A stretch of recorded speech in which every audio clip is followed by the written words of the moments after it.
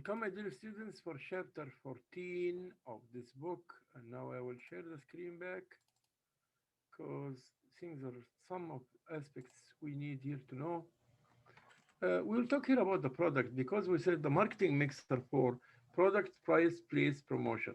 So we'll talk now about the product and we'll know what the meaning of the product and how it's classified. What are the types of product?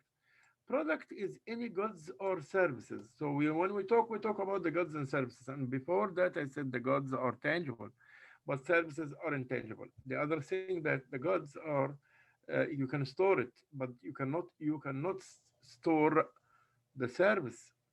The third difference between the goods and services that the goods you will buy the goods from any shop. You don't care about the seller or the traits or the characteristic of the seller. But for the services are related to the service provider.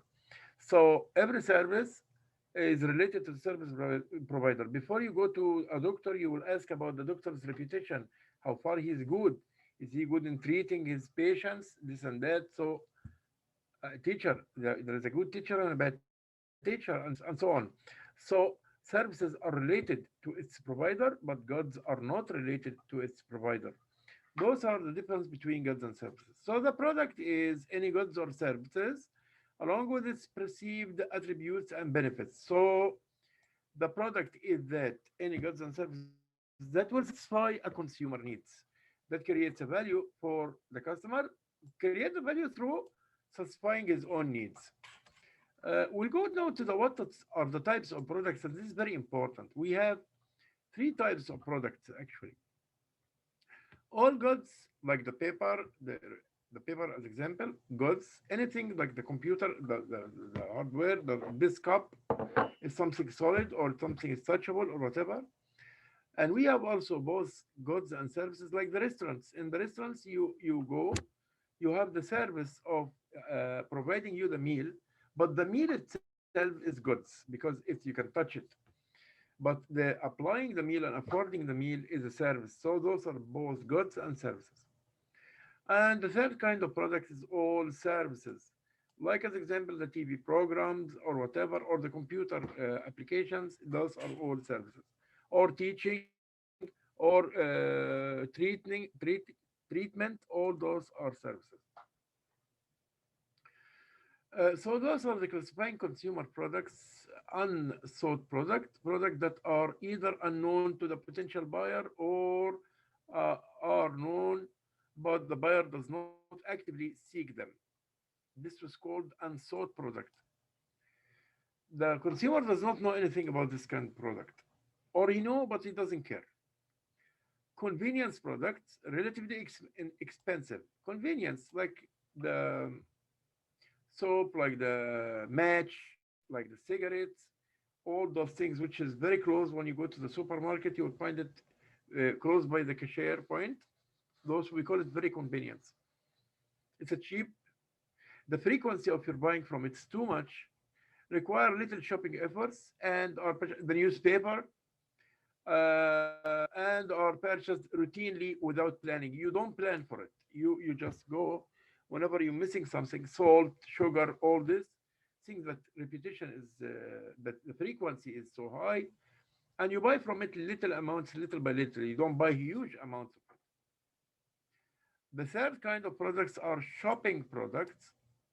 This kind that items that are bought after considerable planning. So the shopping, you think about it. As example, the brand to brand and store to store comparisons, and also like the fashions, like a jeans pant. We're going to buy a jeans pant, but you take some time to think about this one is good, this market, this brand is good. So those is we call it shopping product. Number four is a specialty product, items for which consumers search long and hard, and for which they refuse to accept substitutes. As example, those kinds of products like you say, the brand names, which is very unique, like Mercedes Benz, like as example, Rado in the watches, Mercedes Benz in the cars. So you do a big effort to get it, and you do not accept any substitute for or any other option. You just want this because of the market, because you love. There is kind of sympathy between you and this kind of products. So they are also products, convenience products, and shopping products. The degree of effort required for buying any of them, if we try to sum up what we said, in the unsold products, you don't do any efforts. In the convenience, very little efforts. Shopping products, you do a considerable efforts. Example for the unsold products is life insurance, burial plots, new products. Example for the convenience like the soft drinks, the bread, the milk, the coffee. Shopping products like automobiles, homes, vacations. Those are another example. But we have also a specialty product, special products, which is you do a very maximum effort, like expensive jewelry, like gourmet dinners, like limited production autos also as well. But also we have two, we can classify the products into other two classifications that are capital products and expense items. So the capital products are large, inexpensive items with a long lifespan that are purchased by the business for use in making other products. So we buy the capital products. We don't buy it. The one who buy it is the producer because he buy it to generate more money. As example, let's say a lady who buy a stitching machine to stitch. If she is working on this machine for other people, mean like she's working doing tailor work, then this is a capital product. The machine in that case is a capital product. But if she brought it as an end user, like she will use it only to stitch to herself and stitch to her family, in this case we call it consumer product. I'm very clear here. Okay, so the capital products are this one which you buy to generate more money. As example, you bought a factory. This is a capital product. You bought a machine. This is a capital product. You brought it not to sell it. You brought it to generate more money. Capital product. If you bought a car to work on it, Uber, this is capital product. But it's a consumer product if you will use it for private use only. Then it's a consumer product. Okay. Expense items, items purchased by business that are smaller and less expensive than capital products and usually have a lifespan of less than 1 year. Expense item. So we have capital products and expense, and the difference between them in the degree, because the capital will long live, but the expense will stay less than 1 year. Classifying business products also for the installation categories of business products: installation, accessories, component parts, raw materials, supplies, and services. Okay, we'll go now for the branding. And the branding means you make a brand name for your product. You can't imagine any product without a brand name, starting from the tea, Lipton, or Zara, or whatever, Rose, or whatever kind of tea. If there is no branding, how you will go and buy? You go and buy Lipton, especially tea Lipton. You go and buy this, especially. So the branding is for product identification. It's a birth certificate, an ID for the product. Repeat sales, because when you know this product and you know it's good, the Lipton tea is good, then I will go and buy it every time. New product sales, you can make also for a new product campaign, like for sales for the new products as well. Benefits of branding: brand equity, the value of company and brand name. This is the equity of the company, because if your product is good and has a good reputation in the market, then you have a brand equity. You have a brand, you have a reputation represented in your brand equity. Means when you sell with the brand. Okay, when Tim Horton sell his shop, as example, he sell it with the brand that this is Tim Horton. It's different than other coffee shops and so on. Master brand, a brand so dominant that consumers think of it immediately when a product category, use attribute, or customer benefits is mentioned. So this like no other competitor.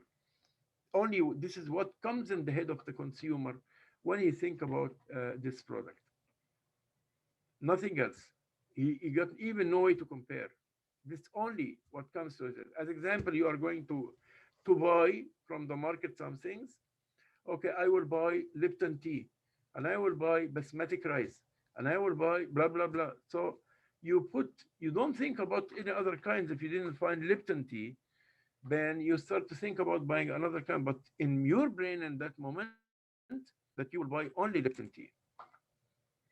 Those are some examples for the brands. They're saying that the brand must be easy to pronounce, must be easy to understand, and this all a good work. Levels of brand loyalty, brand insistence, brand preference, brand recognition. Those are the three. So types of brands: manufacturer brand, dealer brand, generic brand. The manufacturer brand that are owned by national or regional manufacturers of the factory itself. This is a brand. Dealer brands that are owned by the wholesaler. Generic brand, those are brands that carry on brand name, come in plain containers, and see all for much less than name brand products. Okay, dokie. We'll come now to the packaging, and the packaging is very important because of what? The function of the package. Why it is important? Functions, actually, the package has many jobs. First of all, it protects the product. Yes, like if you see the medicines without the package, how you will think? It will take absorb the humidity from the air and it will be spoiled, exposed to the sun, exposed to the temperature, so it will be spoiled. So the package protect the product, help promote the product as well, of course, because it's a promoting device. Because the package, when you come to think about the product, you think about it from its own package itself. That's what comes in your imagination. When I'm talking to you now, just think about any item you know, and you will find the first thing will come to you the image of the package of this product. Okay. Also, it can be used for promotion. Like as example, you can put two or three together in one package or whatever. So it's a kind of way to promote. Okay. How about the labeling? The labeling is like you see here, understanding the global labeling of a computer. This is an example for the labeling. So those all are labels. Warranties. What are the warranties? A guarantee. Like as example, I will give you warranty 6 months. So if this machine is spoiled within 6 months, I will fix it back to you, to return it back to the status quo, or to return it back to the factory orientation. Or okay, so implied warranty. Implied warranty are written guarantee that the goods or services are fit the purpose. Express warranty, a written guarantee. Full warranty. The manufacturer must meet certain minimum standards, including repair and defects, product replacement, or refunds. So this is full warranty. If you didn't like this product, then bring it back, take your money, you are welcome. Uh, Product development, we talk about it in the X chapter in chapter 13. We'll set the goals, develop new product ideas, screen the ideas to see what's right and what's wrong, develop the concept. As example, now I want to make a new cell phone. So see a new product goals. The cell phone is to have a website, laptop, consider a laptop inside it, or computers, mini computer, and it should include games, video clips, everything I can put on it, and all the apps. Okay, develop new product ideas. Then I will start to just draw on the paper what I will have to do. Screen ideas and concepts. To screen it, is to make sure what is applicable and what we can produce really, and what is a kind of imagination. This is what we cannot produce it. So we'll eliminate what is out of imagination, out of capacity, and we'll keep only enhance what we can, what's achievable, what we can do. Develop the concept, start to work on it on this product, test the market in the new product. But when we test the market, we do something is called prototype. Prototype. And the prototype is same as the product, but we produce it in a little quantity, not so much, a little quantity. And we test the market with this little quantity. So if this little quantity works and succeed, then I will start launching the product on a large scale. Introduce product to the marketplace. After this, once I succeeded in the step 5, then I will move to step 6, where I will start to launch my product commercially or in a business way. The product life cycle is very important to know. Any product in the world is like the human exactly. It has introduction phase, then growth of sales, then little bit stability or maturity for the sales. They don't go up so much and they start to go down at the end. Then this line, and this line or this will go, there is a reduction or this line or falling down in the sales amount and volume. So introduction is, we have a strategy in the introduction period for the marketing, and 4 PS for the introduction phase. We have 4 PS for the growth phase. We have 4 PS product mix for the maturity phase. And in the design phase also, we have 4 PS. And the point that is, you want this line not to be so sharp. You want it to be not sharp, okay? To go gradually in a smooth way, not in a sharp way. You don't want the fall to be all of a sudden. You want the fall to be very slow down. In the sliding area, you are struggling to survive. So you are doing everything to stay in the market without many losses. Okay. So here are the four stages. Now we'll go to the pricing objective. What do we mean by pricing? The profit maximization, producing a product as long as revenues exceeds. As long as the revenues exceed the costs, I will continue on producing. As long as I'm earning and getting profits from this product, why not continue to produce it then? Target return on investments, okay, and value pricing. So that's what you do for the objectives of pricing. The price of a product here is set to give a company the desired profitability in terms of returns on its money. I want interest rate. I want rate on return. I want 10% rate of return. Okay. Value pricing. The value pricing is offering the target market a high quality product at the fair price and with good services.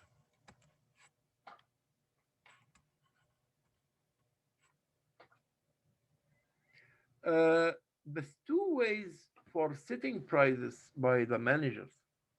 There are two ways to set the prices. The first one is called markup. Markup is when you say, I will add to the costs a particular percentage. So I will add to the cost as example. If it costs me $40, then I will add 25% of the cost. So the cost is 40, and 25% of the 40 is 10. So the pricing will be 40 plus 10 equals 50. This is the meaning of it. You will add a percentage of the costs to the cost. So a cost plus percentage of the cost will give you the prices. This we call it markup. Break even. Break even is telling me is the point where there are no gains, no losses. In this point, we don't do profits, we don't do losses. It's the point what we call like non-profit point, and this point where the total costs will equal the total revenues. So you have the revenues and you have the costs, and both of them will equal in this point. But after this point, you will do revenues and profits. Before this point, you will do losses. So as example, if we said the break even is 2,000 units, it means that in the level of the 2,000 units, you don't have even 1 cent profit. 2,000 units. Okay, how about if I make produce 3,000? In that case, you have profits for 1,000 units extra. But if I did instead of 2,000, which is break even, the break even is 2,000, I produce only 900, then you are less than break even point. And in that case, you will be in losses area. And I will show you a break even example. We'll take a break even example and we will solve it on the table here. We will do it on the table so everybody will know what to do. Here is the markup, and here is the break even, the laws of the markup and the law of the break even, and we'll give them examples for my dear students to know how to do it. Uh, so, what are the products pricing? We have skimming. The skimming pricing introducing a product with a high initial price. You go to the market with a high price and lowering the price over time. Then you reduce the price. So you start with the maximum, then go down. That's what we call it marketing skimming. Second kind, as example, if I want to put a new cell phone, a new iPhone is launched now. So in the start itself, it will be with $1,000. Then after 3 months, it will be instead of 1,000, it will go down to 700. Then it will go down to 400. Then it will go down to $200. So skimming, you start with a high price, then the prices will go down. How about the penetration? The second one, the penetration.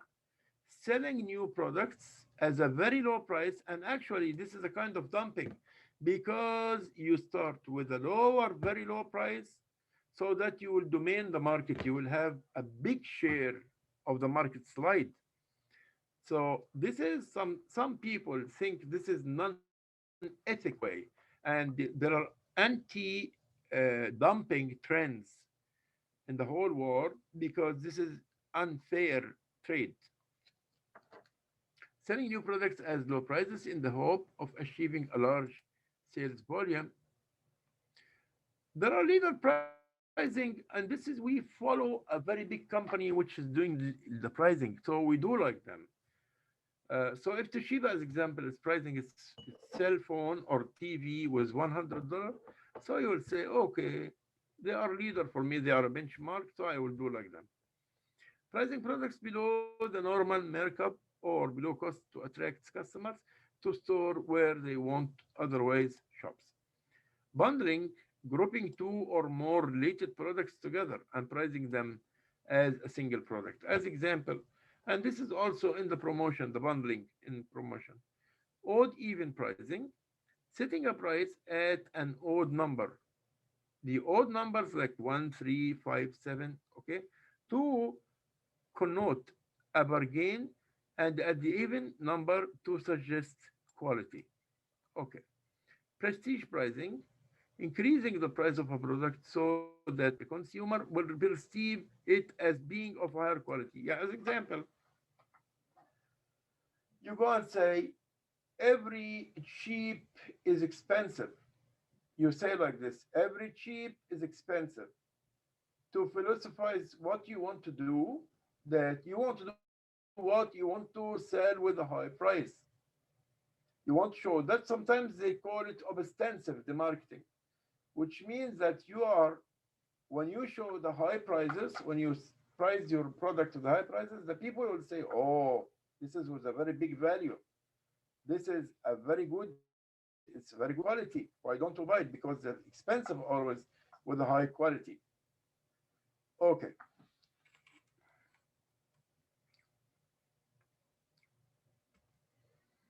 so I came to the end of this chapter. Shall say, stay safe. Thank you, everybody. Thank you.